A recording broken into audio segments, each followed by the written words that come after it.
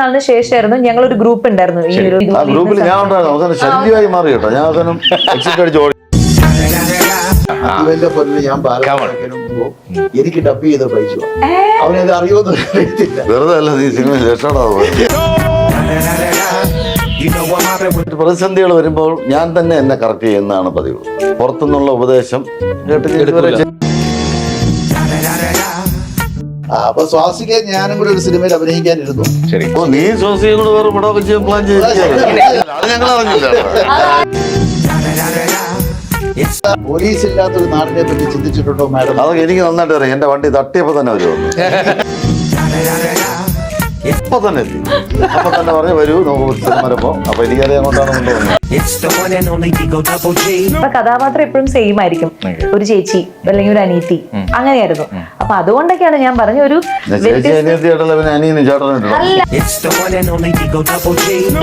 വ്യത്യസ്തമായ ഒരു ക്യാരക്ടർ. ഇപ്പൊ ഒരു അനിയത്തി, വ്യത്യസ്തമായ ഒരു ചേച്ചി,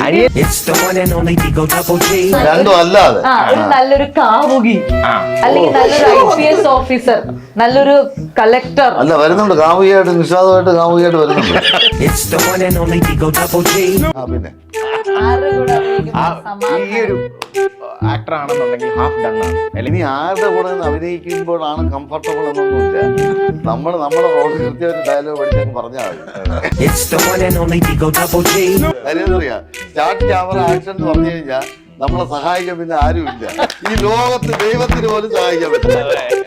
നമുക്ക് നമ്മളെ മാത്രമേ ഉള്ളൂ. പാട്ടെടുക്കുമ്പോഴേ ഞാൻ കോശമിട്ടിന്റെ ബീച്ചിന്റെ അവിടെ കുറച്ച് ചെളി ഉണ്ടായിരുന്നു അവിടെ. അപ്പൊ അവിടെ ഇരുന്ന് പറയില്ല.